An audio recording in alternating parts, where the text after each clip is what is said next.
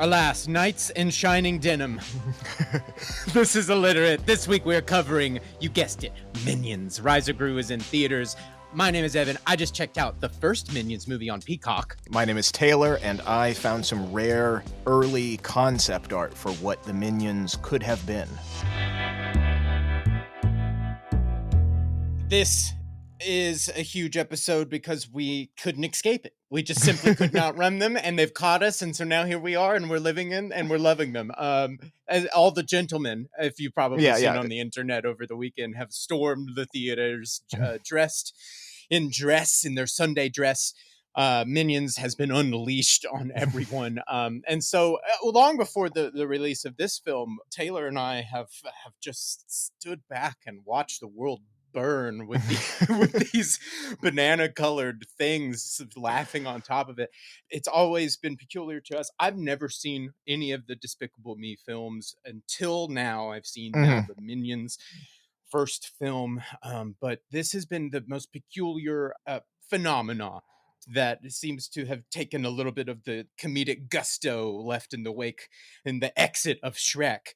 But it's just the most odd thing that will not go away, and so we are embracing it. Yeah, at a certain point, because I was looking at it almost 7 years ago when the first Minions came out, and it was very much, or it seemed kind of under the radar, but it was bubbling up to the surface, because when the first Minions came out, it may not seem as shocking now, but it was the 10th highest grossing film of all time when it released, over $1.5 billion. And it's like, that doesn't seem right. The offshoot of the side character of a third tier animation studio is the 10th highest grossing film of all time. How did that happen? Yeah. We've been kicking these questions. We've been kicking this can down the road for a while, and it's reaching critical mass. Yeah, it's pierced everything. I didn't realize that Pharrell's Happy, the song that blew open the summer of 2000 whatever, was written for Despicable Me too. Oh my God. So it came from that. It wasn't the other way around.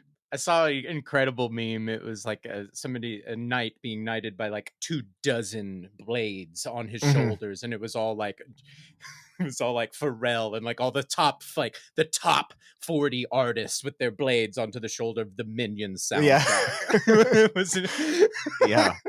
It pierces everywhere. So we're going to get into where the heck did this come from? Why is this exploding now? And what has it done to us all henceforth in What's media? happened to us, Taylor? Yeah. We got to go back to who is even making this. Maybe a name that people don't recognize, Illumination Entertainment. And now it's just synonymous with the Minions. But this was founded in 2007. They've never not made a profitable movie since then, which is insane to have a 100% track record. What are a couple of their other properties? They do Sing, singing. They did The Secret Life of Pets, and they have done the Dr. Seuss animated ones after Cat in the Hat did horror. They did The Grinch and the Lorax and things like that. Yeah. So very good. And instantly between all of them, I kind of see the similar styles ringing true and parallel through them. So that's very interesting. This is very new.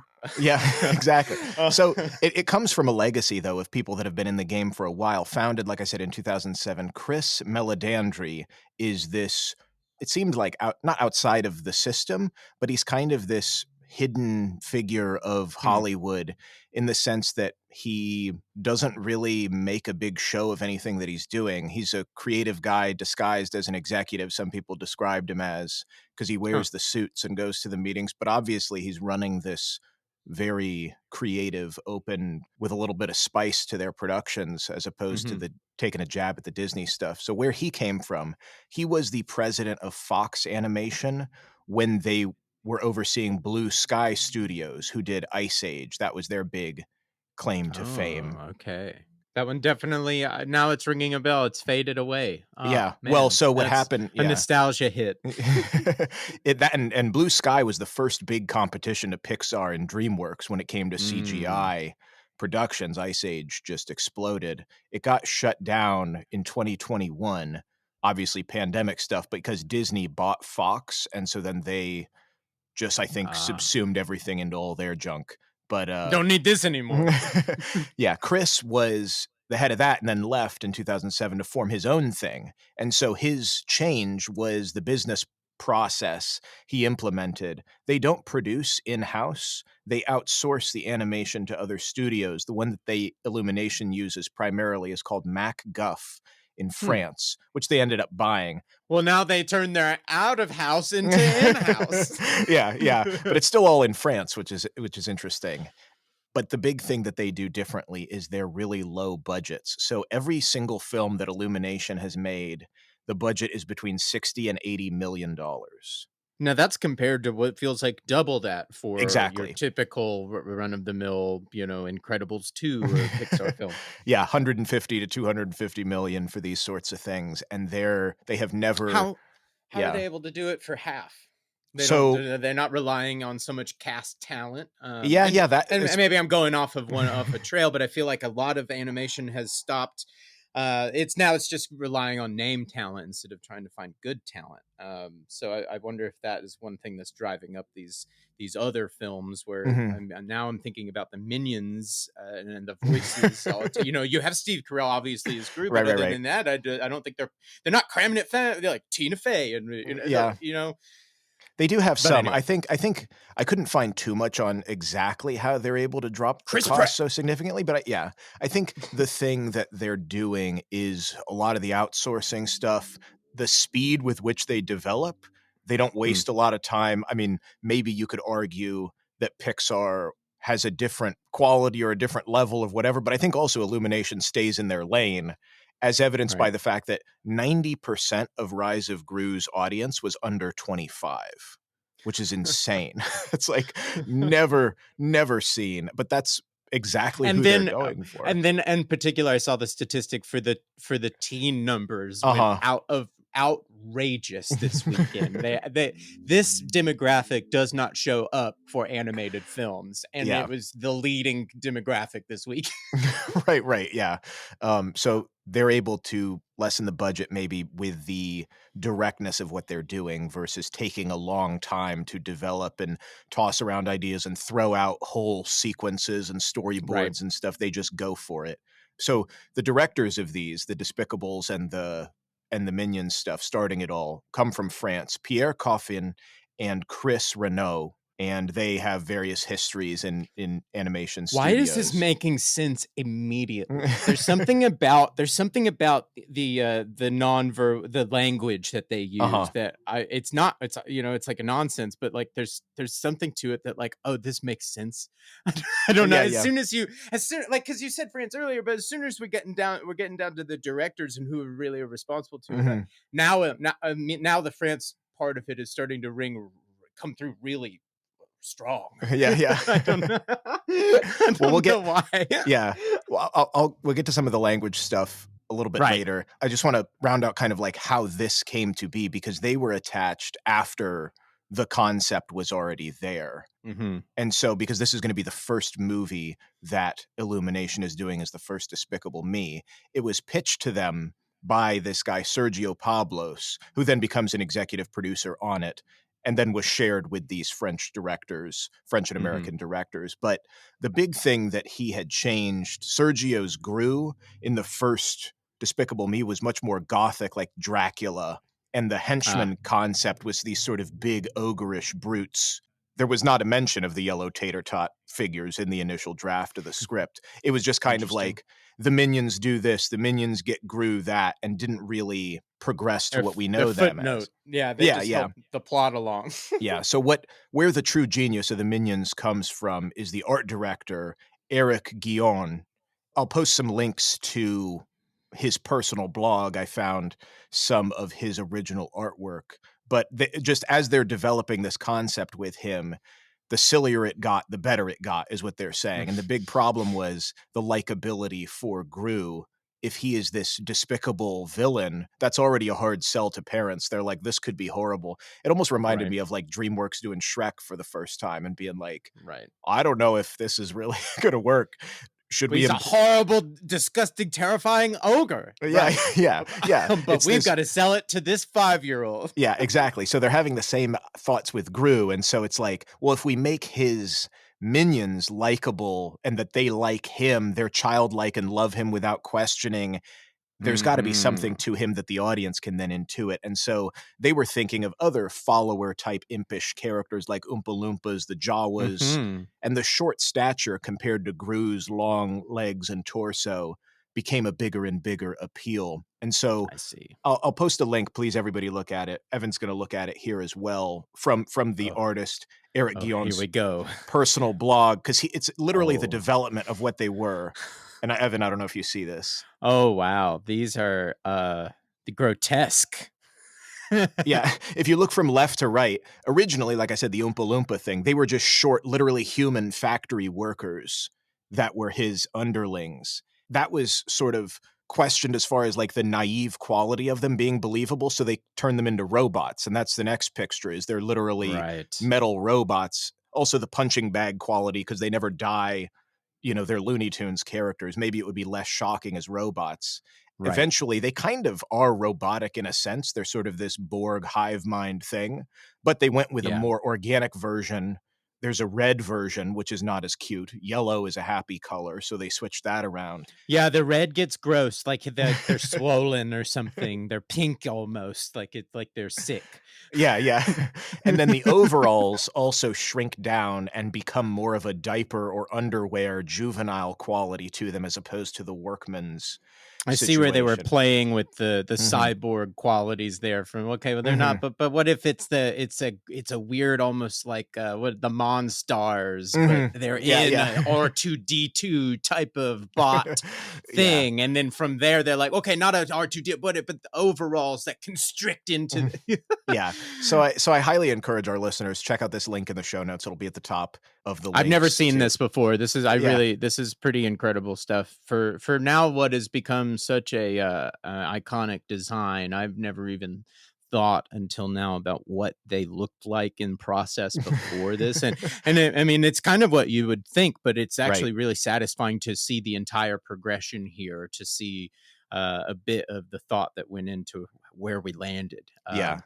It's incredible stuff. What we're here for is the process. It's not just ubiquity, amazingness straight out the gate. So it seems like those the monocles, the like the almost the steampunk glasses they came with, that ends up being a distillation down out of the cyborg stuff, and kind of in a way the underling, almost like mole people, subterranean grunt quality. Yeah, more of the human side of things. Yeah. Yeah. So I love it. Please check that out.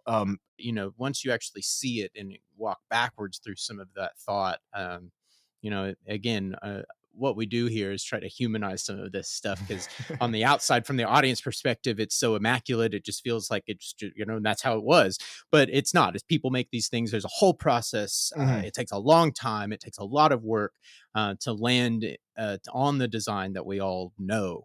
And this is just one of those things that I love pulling out of the process and out of the show time and time again, is to show you like, no, people do it. And it takes a little bit of effort. Yeah. It reminded me a lot. Yeah. If anybody's interested, we have a Sonic episode as well, kind of the progression of how they came up with the Sonic the Hedgehog character. Harkens to that a little bit too, just iterating here and there with strong concepts. Let's jump back to the language thing that you're so fascinated by, as am I. The gibberish, the minionese, as they call it. Oh, man.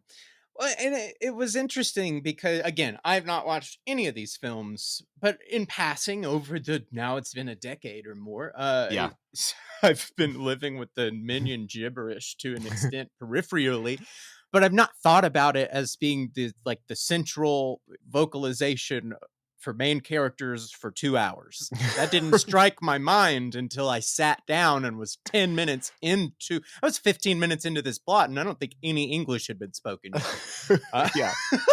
And then I started to go, oh, wow, this must have been a lot of conversations about, well, how do you sustain it? Because eventually there is English, but you know, like it has to be one of the most immediate hurdles. Okay, you want to do a movie about just the minions.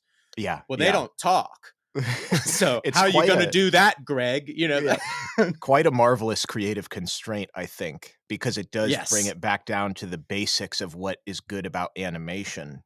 which is Yes. what these people are interested in. So you'll be happy to know the gibberish, which that you can hear a little bit. It is some English, some Japanese, some Italian, some Korean, some Spanish, some German, that you do hear little bits and bobs of language throughout it. This was voiced by the co-directors, the two guys, I and knew it. and I then knew it. just Somehow I yeah, knew yeah. it. The Minion films, what you saw is just Pierre. So he Really? does yeah, yeah. It's pretty crazy. So that French sort of international influence also, and the fact that he's just doing a As bunch of soon as I different heard his name, I knew he was the voice. I don't know what it was. I don't know what it happened live on air. Go back and listen to the tape. But Yeah, there was as soon as you brought up their names, I went, "Oh, the language makes sense yeah. immediately." Not when you brought up France and we're doing the VFX houses and all the animation, blah blah blah. It's when we're talking about the directors and really Yeah. who's putting the creative energy into it. Oh, that's who. This is who's responsible.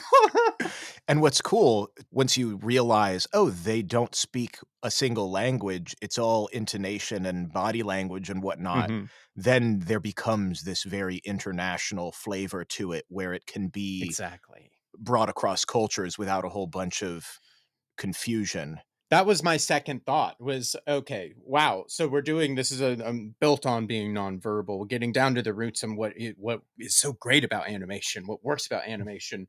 But this has got to be one of the defining dynamics of this thing that widens it out to a universal worldwide audience. Mhm. 100%. I love this little known fact about the gibberish done by the director. He does the dubs, or maybe he gets somebody else to do them, but either way, he's responsible for it because he wanted to make sure that they are different for every country. So if you Oh, are getting the Japanese version of Minions, you are hearing there's a little bit more Japanese in the gibberish so that everyone can briefly understand them in the what? language that they're hearing, because it is fun when you hear banana, when you hear Yeah. a phrase that you know. So they make sure that in the dubs, even though it's still gibberish, it's not our English Minionese, it's a different Minionese that favors the language of the dub, which is Wow. wild to me. That's immaculate. I mean, that's an incredible amount of work. That's a wild undertaking, and I don't even think anybody knows that. Yeah, Because I'm in entertainment, and I really wouldn't have guessed that. Well, Minionese is not a real language, so who cares? okay. Yeah. But you're absolutely right. It does make a difference. It's built on all these languages, but I'm an English speaker. When the English, phonetic concept, some pieces The of sounds, yeah, English end up yeah. in there, you recognize it, you connect with it, and Mhm. it leads you into the next thing that's from a different culture, and that helps you connect the pieces. So it absolutely is valid to me that you would re-record the entire thing leaning to that language. I've just not heard of. I mean, and thank God with with a movie this big, with this property that Mhm. has gotten to this size, they have the resources to be able to do a specific Minionese for each market. Yeah. And It's they should, and that's wow, that's incredible. I mean, yeah, it's yeah. just that hats off to the artists there who are like Yeah. lobbying for saying no, this is a discernible. You want an equivalent experience. This is how we deliver that. Yeah. As we said, along with the language comes the physicality side of things. So Pierre Coffin, he said, of course, it's the legacy of silent films, stories told through pranks, gags, body humor. And I found that The Rise of Gru, which isn't spoiling anything, but it has very specific reference to gags from silent era films. There's direct Really? references to Buster Keaton's Sherlock Jr. from 1924 and Harold Lloyd's Safety Last from 1923. He Oh puts my god. in direct references. So that's kind of the two pieces that make it a big deal, is the fact that the minions aren't voiced by celebrities, which is sometimes the draw that then might also alienate, or an international audience doesn't care. And like you said, probably ups the price. I'm gonna soapbox for 2 seconds because then like that does again, you take the outside of an English speaking audience and Chris Pratt doesn't help you. Chris Pratt doesn't do anything for you. And so just think about all the work that's going into these Minionese dubs all over the world for all these different cultures. And like you can spend how many millions of dollars on Chris Pratt and that helped you in one market. Yeah. Well, John Mulaney has a great bit in his most recent show where he's like interviewing some kids, and it's like, does Mark Ruffalo's voice of the cockatiel enhance your experience of the movie, and these 5-year-olds are like, "I don't know what you're talking about." Who's Mark Oh, Ruffalo? yeah, exactly, so that's part of it, and then with the body language, humor, pranks, gags, all of that stuff, they make not very many pop culture references either, which sometimes date it or lessen the appeal because it's just slapstick. It's Three Mhm. Stooges humor, not SNL what happened last year humor, and Is so this that turning yeah. me into a fan? Am I am I sitting here I'm sitting here going like, I fundamentally agree with the pieces of that more so than, like, Yeah, typical, yeah, than the comparable, mainstream animation that is just going after the Chris Pratts and, all of the useless name talent that doesn't help the performance. yeah. I just disagree with it fundamentally. So what I'm hearing here is that they would rather lean in on like artistic, influences, Yeah, and and that they would rather spend the money creating dubs for every single market they can. right, and for our audience, it's like the Minions movies do have top voice talent at Hollywood actors. It's not like they're not in there, but Right, they are not making that they're making the Minions the big deal. right. John Hamm is one of the main voices in the first Minions movie. They didn't lean on that for their 9-year-old Had audience no to come idea. Yeah, see it. yeah. Yeah, yeah, they don't care about that. So, I mean, really, this is how they're taking over the world, is all of Wow. these things merged together. So that leads us to kind of the cultural conversation around them. I'll post a link to a great video that I love. They were marketing the Minions movie in Dublin, and there is this giant inflatable minion that broke loose from, I mean, huge, multi-story, and it is sideways careening down the road. Somebody's filming it, and it just completely covers this person's windshield in yellow. And then the video ends. But that's Did they how it's die? felt, you know?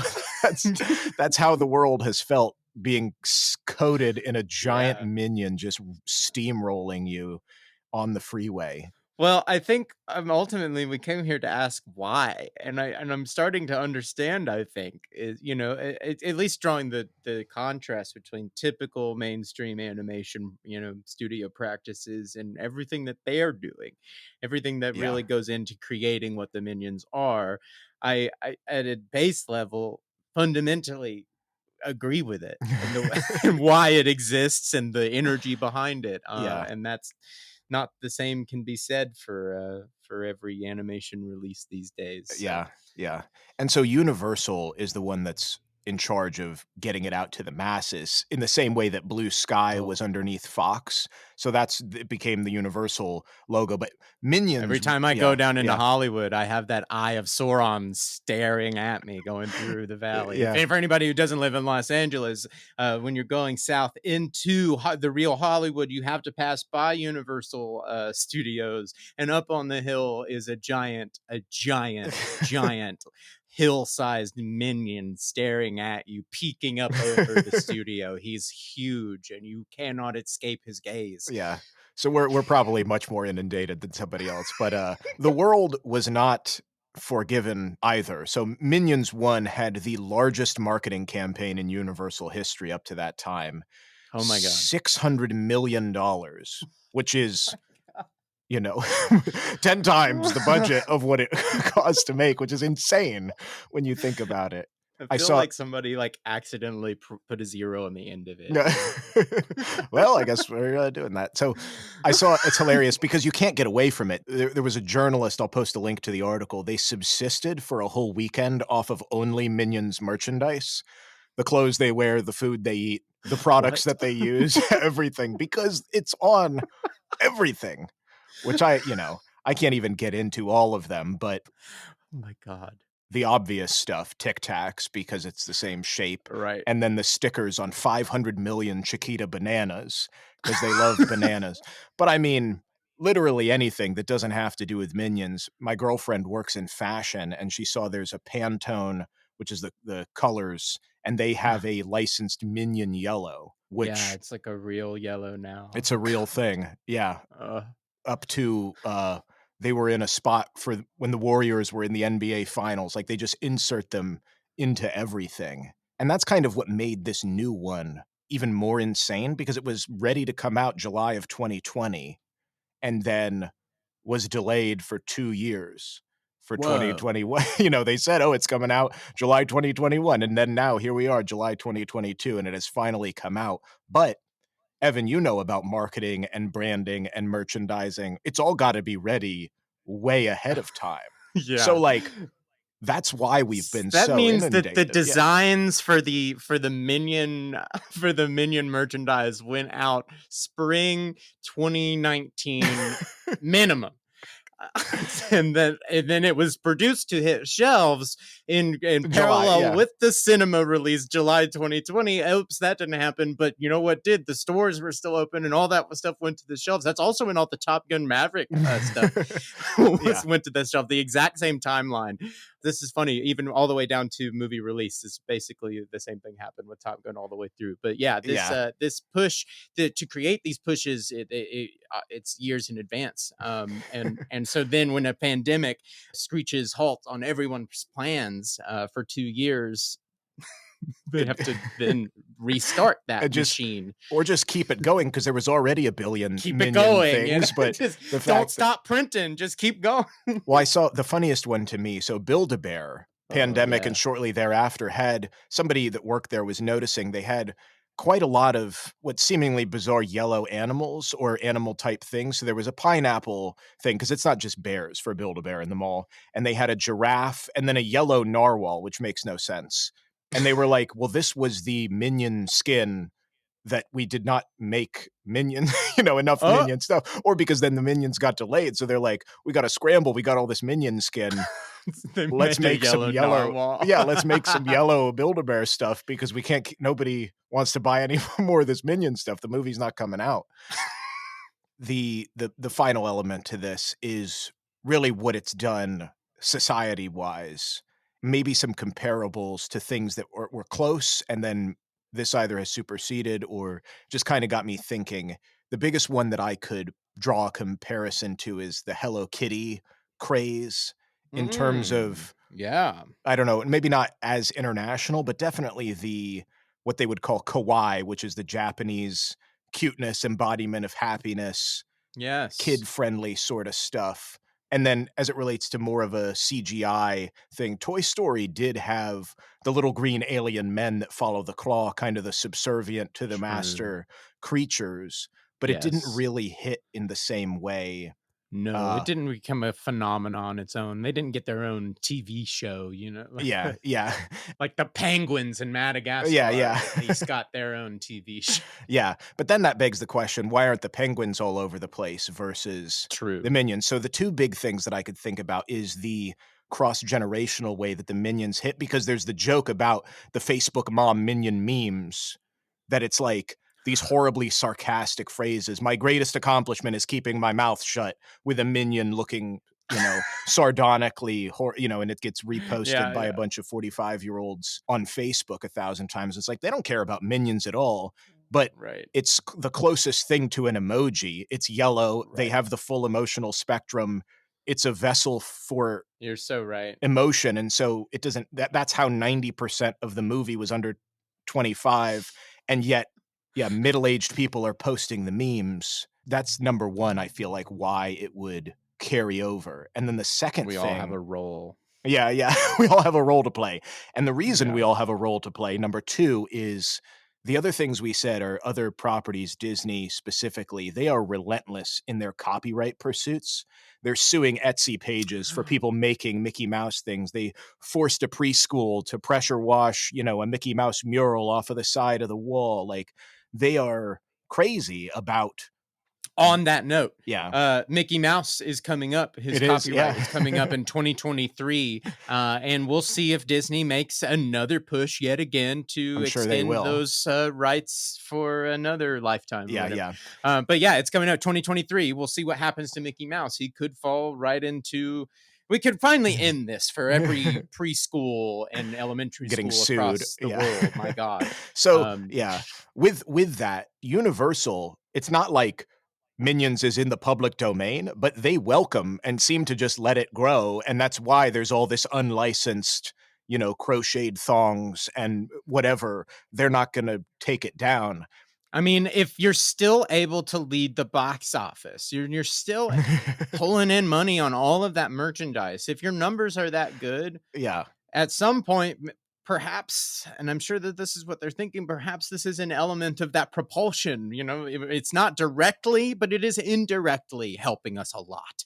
Yeah, they treat it as public domain and let people iterate and do whatever the heck they want with it. Also thought it was interesting because Universal also has Shrek and SpongeBob, and those also get memed to heck and get unlicensed shot True. glasses and God knows what else. That's true. They seem to they're playing that different game where they're like, give it to the people. Yeah. So I think that that's where where we're at now is it merges these kawaii aesthetics with the American slapstick humor, and then Yeah. capitalism run amok. It's on everything.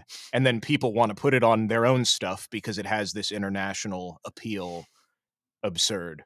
So, Oh my God. I'm disgusted with myself. Now I understand the minions, and now I mean, you could still hate it. now Is the I thing. like the Yeah. I don't. Oh, what I've grown in the past 30 minutes has been a much more appreciation than I thought was even possible Yeah, to yeah. derive out of this. I mean, because honestly, what I'm hearing a lot of counter business practices to what I have grown tired of. In particular with right. this market. So I have to, my hat's off in that regard to like this, they're not for me. Yeah. These aren't my movies. But Yeah. ultimately, that's exactly what this company should be doing. And great job. This is what I love about the shows. We get to pick apart, well, why in the world did these things of all things explode? And when you pick it apart, it's actually some pretty great and direct reasons and pretty succinct reasons that we can draw down on. Yeah. Pair that with just like business practices that I really agree with. I mean, gosh, what do I have bad to say about them?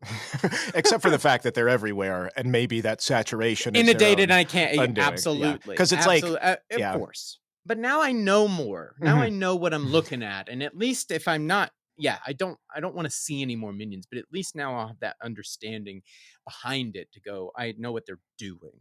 yeah. And I think that's a big difference.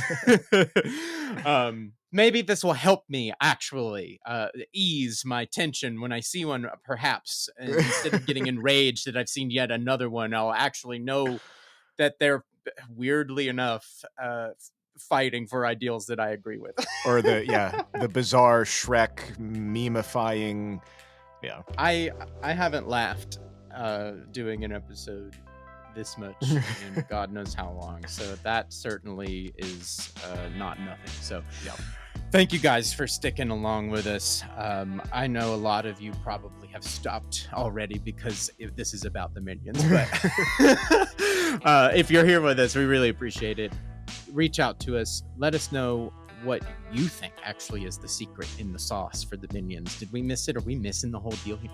Get in touch with us at IlliteratePod on Instagram, illiteratepod@gmail.com for the email.